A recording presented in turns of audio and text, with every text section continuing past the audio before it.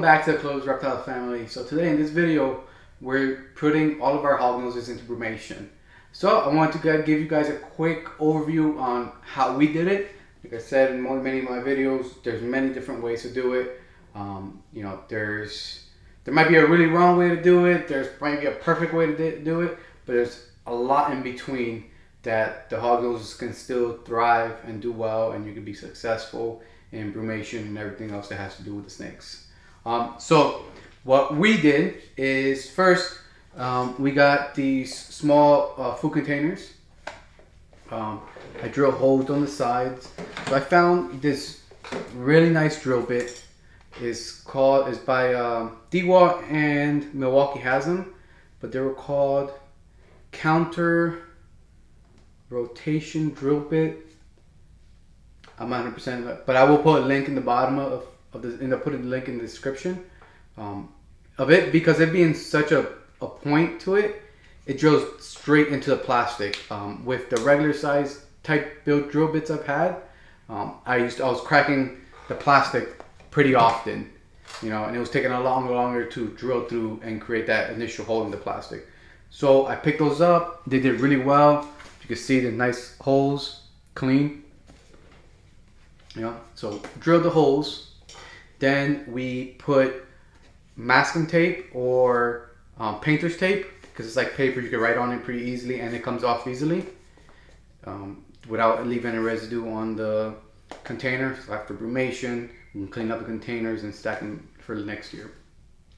So we put them there. This is where we're going to put the hognose name, morph, today's date, and the weight that they're going into brumation.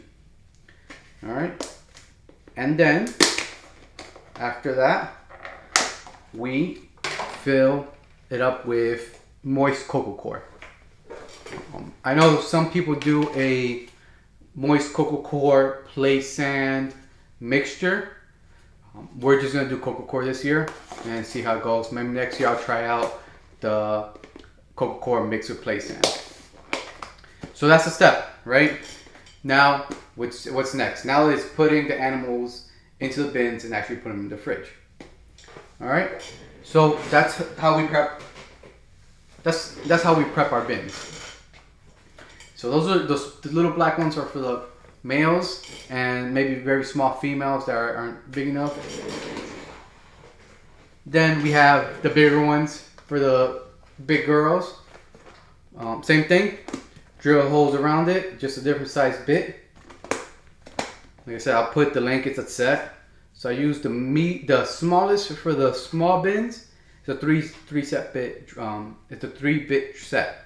So I use the smallest one for the males, for the black bins for the males, and the small baby hognoses, because I am putting my hognoses that were born this year into brumation as well. And then I use the biggest bit that comes in the set for these. Same thing, makes nice good holes in it. Boom. And more coco coir. I fill it up, and these are the McCormick bins. I think they're half gallons, if I'm not wrong. I'll look it up too and add it to the description below. And I fill it up to the ridge that it has right there. So, same situation. I'll weigh the hognose, put them in there, put the information right here. So that's how we do it. So you probably got another big question, right? What do we use to brumate? So many people use wine coolers. Some people use refrigerators. Some people that live in cold areas and have garages that are cold, or sheds, or a separate building, just turn off their heat and leave their animals in their bins and let them grow brumate. Here we live in South Florida, so it's really hot. So I am using a refrigerator. All right, so we covered on how I prepare the bins for the hognoses. Now the next big step is, what do we use here at Closed Reptiles to actually cool the animals down in brumation? So you see behind me, I have a fridge that I bought this year. I got a really good deal. I found it local, 2 blocks away. So the gentleman, he had bought it, didn't fit in his area he was trying to put it, so I got a steal for it. It's really big. You take out the grates and just stack the animals. So we already had put in one. So here is Caramel. This is our 66, one of our 66% het permafrost females. So Caramel female, today's date, and she weighed in 336. I have used these also for travel bins. So I've noticed that they are able to pop the lid open sometimes. So just a little extra precaution. I added some tape on the sides as well to, just be cautious. I did hear sometimes a couple weeks ago, somebody put their Hognose and Brumation in a fridge. They got out of the bin, and these fridges, most fridges have a drain hole down here. The Hognose went through the drain hole and unfortunately got stuck into the fan. It got stuck in the fan and it passed away. So I put tape just to minimize them trying to get out.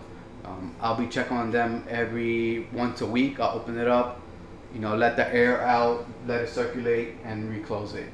So that's what we're doing. So the fridge, right? This fridge measures in Celsius, and the brand name is Lavella or Lavella. I'm not 100% if it's Lavella or Lavella.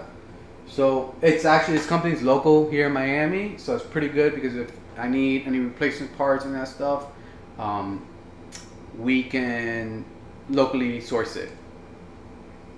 So this is how I've set it up. I also have a thermostat in here that I'm controlling. The fridge has its own thermostat, but I decided, especially the holidays are coming, Christmas and that, and we're going to travel, I want to be able to monitor and control it wirelessly, and be away from my home, be able to still monitor and control as well. So what we did is added an Inkbird thermostat, and it's Wi-Fi. You can connect with Wi-Fi, so it connects. You plug in just like the thermostats you should be using for your heat mats and your under tank heaters. You plug in the source. This one has a option to plug in heat source or cooling source, so you plug it in the cooling source. I set up a temperature range, so mine's set up from 53 low range to 54 high range. 53 low range, and it gives you the minimum range you can do is 1.5 degrees. You can't do just 1 degree, so you have to do 1.5. So the high temp is 34.5 degrees. So it cools down to 53 degrees. It shuts off the refrigerator. When it kicks back up to 54.5, it turns back on, cools down, and it has a cycle. This Inkbird thermostat also has a compressor delay. So I'm using that option too. You can set it to 0 certain minutes. I set it to 5 minutes. So what happens is it starts turning on the compressor, but it has a 5-minute delay from the time the temperature hits the high point for the refrigerator to turn back on, and there's a 5-minute delay for the compressor to turn on. So that allows, it allows the heavy and light air to go through the compressor. There's a video on YouTube that I was watching on why it's good to have a compressor delay on your refrigerator and your thermostat. I'm also add that to the link, the description below, so you guys can take a look at it. And I'll add the Inkbird thermostat that I bought off of Amazon. 2022, I use Inkbird thermostats for my racks and my heating system. and they worked great. So I have nothing bad to say about them. All it's good. My biggest thing is I can monitor online. We like to travel as a family, so being able to travel and have a peace of mind that I can monitor or shut down my heat source through Wi-Fi and through my phone, not and being away is a big plus for me. So that's why I decided to also use my refrigerator. So I actually have one here. I have another one that I recently ordered. So I'm gonna show you guys. That's it.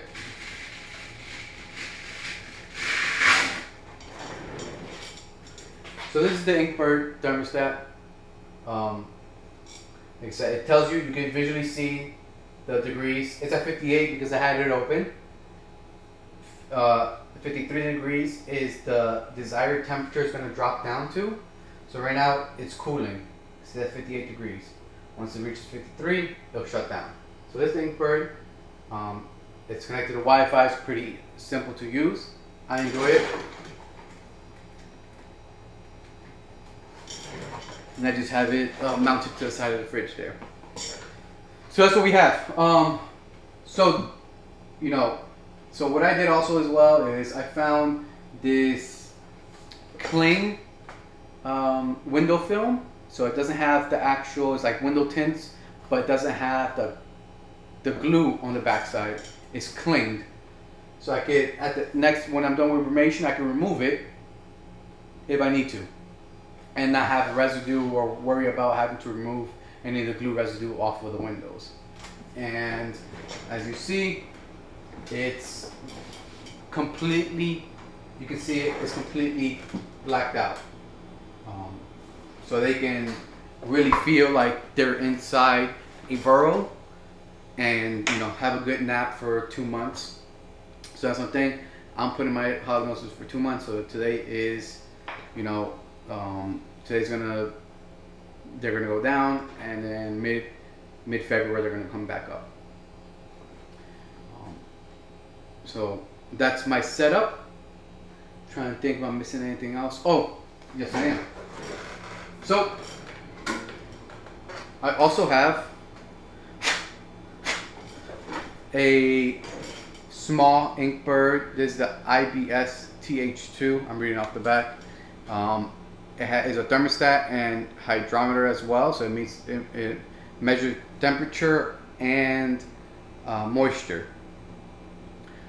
So it's a secondary monitoring system that I put in there, but it runs off Inkbird as well.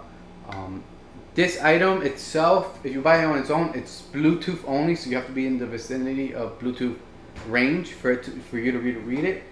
But Inkbird has a Wi-Fi bridge that you connect to you link the bridge to your Wi-Fi, and then this links to the bridge, so you can also monitor on Wi-Fi while you're away from home. So it's just a second fail-safe in case the thermostat that's controlling the actual fridge fails and it's not reading temperature correctly. I also have this to be able to, as a secondary temperature reader and humidity reader. And you could both set alarms, range alarms from high to low point in temperatures, that you'll get an alarm if it reaches, let's say, I put 45 degrees for this one, for both of them I'm pretty sure. I put 45 degrees, so at 45 degrees, if the refrigerator reaches 45 degrees, I'm gonna get an alert on my phone that I need to check the sensor. I need to check that the sensor is giving me an alarm. And then the high point is 65 degrees. Same thing. If it reaches 65 degrees, I get an alarm from this one and that one. So if one is acting up, is not reading correctly, I have the other one to back it up. So just a couple little things to be safe.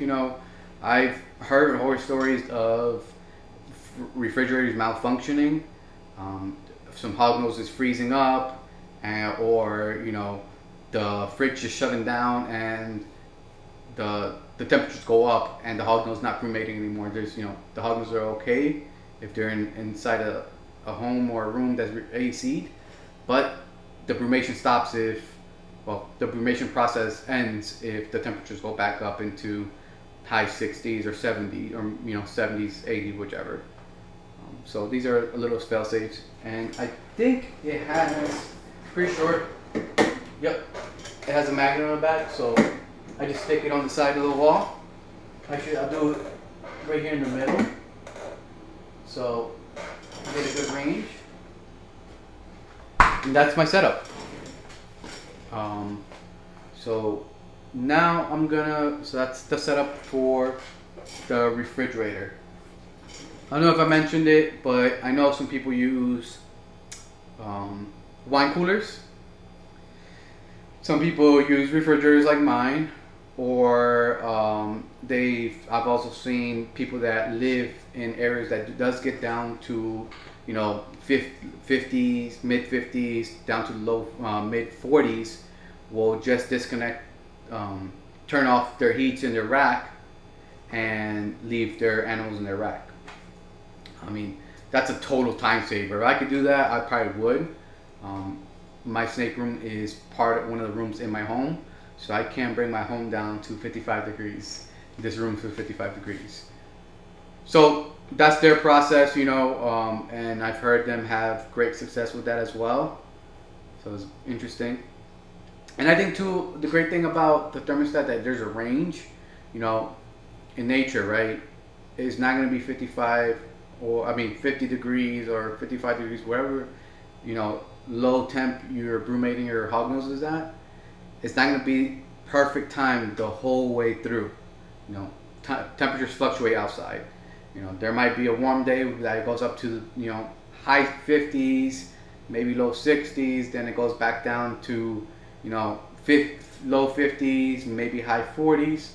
So it also gives a little bit of fluctuation of temperature with the thermostat, since there's a difference between the low point and when it kicks back on to cool down. So that's the refrigerator. So now we're going to move on to actually putting the hognoses into the tubs and put them in the fridge. Thank you everyone for watching.